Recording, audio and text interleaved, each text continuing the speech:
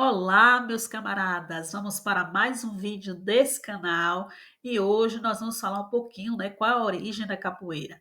Na verdade, origens, né? Não sei por que nós, todos nós, incluindo eu, temos essa obsessão pela origem da capoeira. Mas quando nós vamos passando a pesquisar, a entender, o que mais importa, mais do que a origem da capoeira, o que importa é a trajetória da capoeira, essa trajetória tão importante para chegarmos até aqui.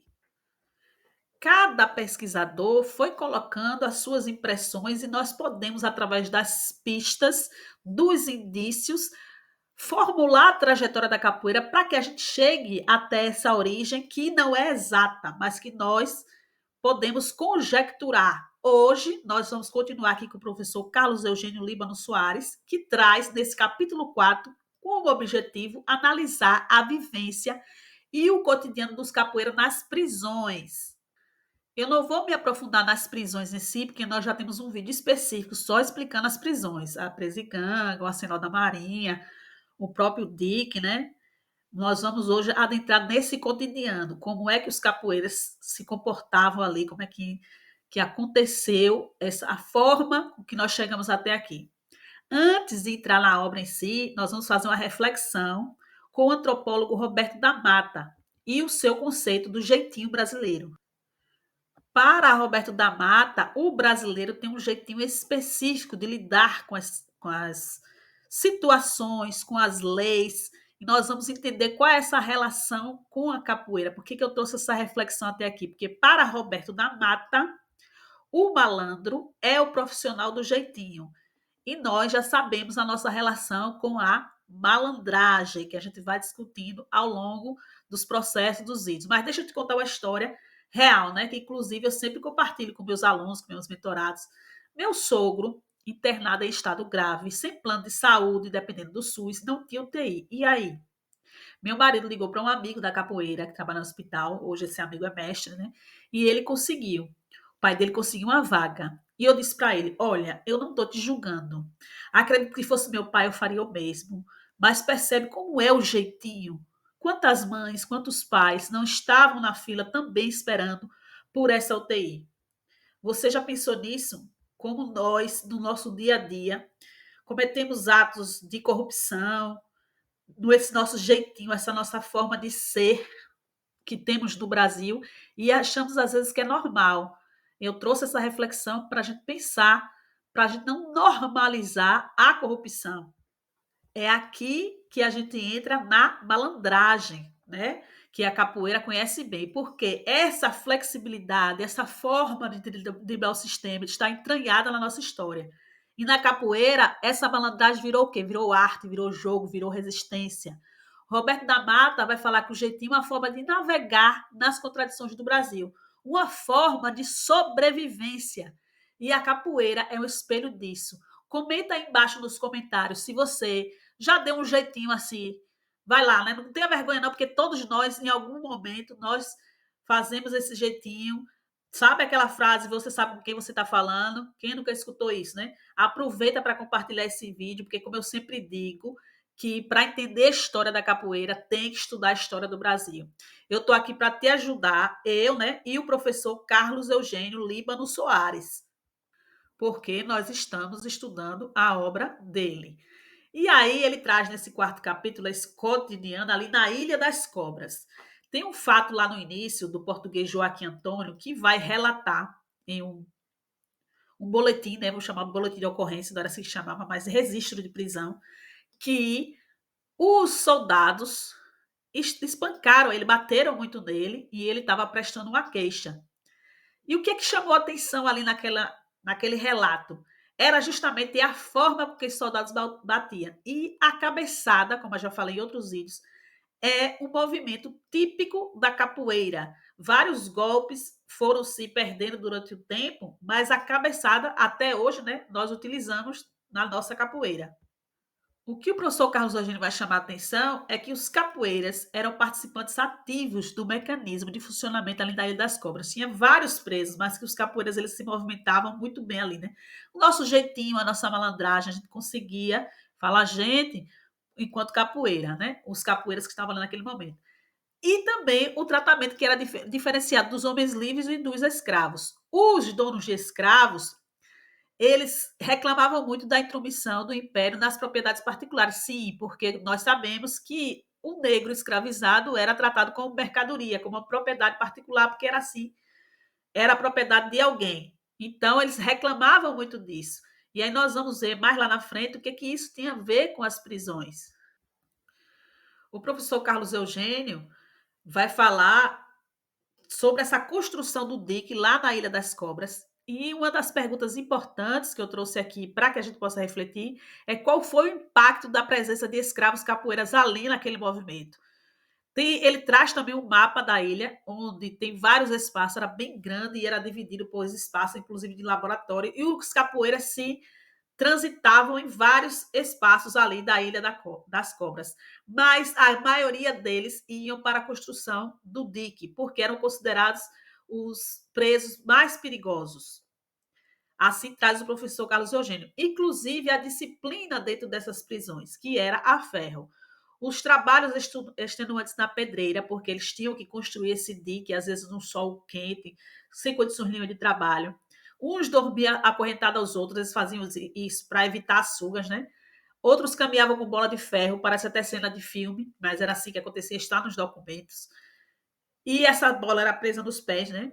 Os pulsos muitas vezes amarrados, tinha que trabalhar com os pulsos amarrados, e também sofriam pancadas amarradas por outros companheiros. Eles pegavam os próprios indivíduos e pediam para segurar, pediam não, obrigavam a segurar, né? E espancado por outros também presos. E isso é o outro tipo de tortura, né? Que a gente encontra na documentação histórica. O tratamento na ilha, o professor Carlos Eugênio traz que, além da disciplina ferro, a comida era podre, havia falta de medicação, muitos castigos físicos, e quando os indivíduos eram lá presos por capoeira, aí que a situação dos castigos era pior ainda, né? Porque, como vocês sabem, que nós já estudamos em outros vídeos, os capoeiras tiravam onda, né? Subiam em torre de igreja, faziam os policiais de bobos, digamos assim, né? Entre aspas, mas no sentido de que eles se misturavam na multidão, se misturavam nas festas, eles às vezes atacavam a polícia e se dividiam em vários grupos para que não fossem presos, então eles tiravam onda. Então, quando eles eram presos, os que conseguiam ser presos, eles realmente eram castigados fortemente. O professor Carlos Eugênio traz para a gente um ponto importante, que era o envio de escravos por particulares, os donos dos escravos que enviavam diretamente para as prisões. Mas vamos ver aqui o que o professor traz nas páginas 256 e 257. Os senhores não tardaram em encontrar expedientes para se aproveitar em parte das orientações do governo. Em dezembro de 1829, o inspetor do Arsenal oficiou ao ministro, seu superior, que os senhores estavam enviando para o dique escravos já anteriormente espancados em casa, e que isso garantia que os negros seriam tratados no arsenal e que logo que estivessem sadios de novo, os senhores podiam removê-los ao calabouço, onde seriam retomados. Assim, os senhores resolviam diferenças domésticas com seus cativos e economizavam o pagamento de um médico. Olha aí o nosso jeitinho brasileiro. Eles espancavam escravos em casa para resolver problemas lá dentro, depois mandava para a prisão, na prisão ia ser tratado, e depois, quando tivesse bom, mandava para o calabouço. Como eu falei, não vou entrar no tipo de prisão, calabouço, a gente já estudou aqui o que era o calabouço, a presiganga, tá tudo nos outros vídeos. Assistam a playlist da capoeira escrava que vocês vão compreender. Então, eles faziam esse movimento, e aí o escravo ficava curado, levava para casa e matava 2 coelhos numa cajadada só, né? Resolvia o problema de castigar e, ao mesmo tempo, o de curar, porque como era mercadoria, né, não poderia ficar doente, porque doente é mais difícil, né, e complicado para trabalhar. E como lá no Arsenal da Marinha já tinha prática, né, a cultura do espancamento, da tortura, então ninguém achava estranho um escravizado lá todo machucado, né? Então usava-se esse jeitinho, que é o nosso jeitinho brasileiro, segundo, né, Roberto da Mata traz para a gente. Outros presos que ficavam ali na Ilha das Cobras, né, dentro desses tipos de prisões, eram vários tipos de criminosos do cotidiano, né? Também tinha prisioneiros de guerra da Guerra Cisplatina, que era a Guerra do Paraguai, né? Conhecida a Guerra do Paraguai, os argentinos, os paraguaios. Também ficou preso ali o padre Batista Campos, que era o patrono da cabanagem, né? Lá da Guerra dos Cabanos no Pará. Nós já falamos dela também aqui no canal. E outros presos ali que foram deportados do Pará, né? Da revolta dos cabanos para o Rio de Janeiro. e também outros presos políticos. Então havia uma preocupação muito grande do intendente de polícia Eusébio de Queiroz, o Eusébio de Queiroz depois foi ministro, mas ele ficou muitos anos como intendente de polícia, ele tinha uma preocupação muito grande dessa mistura, né, dos capoeiras se misturarem com esse pessoal, com todo esse entendimento político, já de revolta com todo tipo de criminoso, e os capoeiras com a sua malandragem, com suas técnicas, né, de luta. Ele se preocupava muito e sempre estava tratando e trazendo que não poderia ficar junto os capoeiras desses indivíduos, por conta mesmo daqueles movimentos que a gente vinha conversando nos outros vídeos. Quem não assistiu a playlist A Capoeira Escrava, assista, para compreender do medo branco da onda negra, certo? E muitos castigos aconteciam com vários instrumentos. Eu trouxe alguns aqui que o professor Claudio Eugênio fala, né? Mas aí eu busquei essa imagem para poder a gente ter uma noção do que essa nossa ancestralidade passava, né? É por isso que a resistência é muito mais de malandragem, de malevolência, de negociação, como eu trouxe no vídeo passado, do que de bater de frente com o sistema. Porque imagina uma opressão dessa. Era necessário fazer negociações para a sobrevivência. Então, a gente tem que agradecer muito a essa nossa ancestralidade que suportou tudo isso para chegarmos até aqui. Então, muito mais importante do que a origem exata da capoeira é a sua trajetória. Porque pouco importa se nasceu na Bahia, no Rio de Janeiro, em Sergipe, em Pernambuco. Na minha pesquisa em Sergipe, eu trago algumas pistas, alguns indícios. O professor Carlos Eugênio traz na sua pesquisa do Rio de Janeiro outras pistas. Vários outros autores dos estados que já têm pesquisa científica, a gente vê várias pistas. Mas o que importa é a trajetória desses indivíduos para chegarmos até aqui. Nós só estamos aqui por conta da resistência desses indivíduos que sobreviveram a tudo isso que passaram. E o professor Carlos Eugênio também traz que dentro da Ilha das Cobras houve muitas rebeliões e levantes. Eu sempre costumo dizer, até eu digo aqui em casa, que toda pressão tem uma reação. Então, quando o indivíduo está muito oprimido, chega uma situação que ele reage. Havia muitas rebeliões, especialmente muitas fugas. E como é que essas fugas aconteciam? Tendo em vista que era uma ilha, tendo em vista que ficava acorrentado nos outros, porque eles faziam negociações, inclusive com os soldados. Lembra que os capoeiras mudaram de tática, que deixaram de bater de frente e começaram a negociar, ensinar aos policiais, aos soldados, a própria arte da capoeira, e isso ajudava eles a se movimentar. Inclusive, o professor Carlos Eugênio traz que vários foram pegos soldados passeando nas ruas, iam beber, e com esses indivíduos acorrentados, um ao outro, iam para a rua e estavam juntos. Então, essas fugas aconteciam muitas vezes por facilitação daqueles que estavam ali tomando conta na Ilha das Cobras. Mas me conta aí você nos comentários se no seu estado já tem pesquisa com capoeira, pesquisa com essa documentação primária, porque é muito importante para que cada estado busque essa documentação. Nós já temos vários estados que já fizeram pesquisa, já conversei com você aqui nesse canal sobre esses estados. Temos estados que tá pessoas já pesquisando, como eu falei, né? Eu estou buscando ali uma coisinha no Ceará. Se alguém do Ceará for pesquisar, é importante trazer para a gente. Já tem na Paraíba, né? O Pitoco trazendo esse movimento, sempre mostrando que está encontrando documentação. Em breve ele fará essa pesquisa acadêmica também, mostrando e comprovando, escrevendo livro. É importante que a gente escreva livro, é importante que a gente valorize os autores.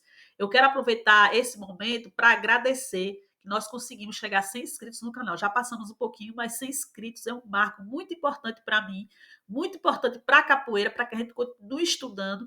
E se você quer continuar estudando comigo e chegou até aqui, é porque você quer estudar, quer aprender. Então, se não for inscrito, se inscreva no canal, porque mais de 60% das pessoas que assistem não são inscritas. Às vezes os inscritos esquecem. Então, é importante você se inscrever, tocar no sininho para ser avisado quando tiver vídeo novo. E também curtir o vídeo para que o YouTube entenda que o conteúdo é relevante, que é importante. Se você puder adquirir a obra para estudar, é muito melhor, né? Esses vídeos aqui não substituem o estudo da obra. O professor Carlos Eugênio Líbano Soares abriu um caminho muito importante para a gente. Então, se você puder comprar, clica no link aqui embaixo que vai ajudar bastante. Mas se não puder, também não tem importância. Continua aqui estudando comigo e assim que você puder, você vai adquirir, porque você está aqui, chegou até esse ponto do vídeo, é porque é importante o estudo para você. Mas tem outra forma também gratuita de estudar. Todo mês, uma vez por mês, eu envio gratuitamente para o e-mail daqueles que quiserem uma newsletter totalmente gratuita. Eu escrevo esse texto com muito amor e mando para aqueles que quiserem. Como é que faz isso? Se inscreve, tem um link aí na descrição do vídeo, está escrito newsletter gratuita, você preenche o formulário e vai receber uma vez por mês essa newsletter gratuita.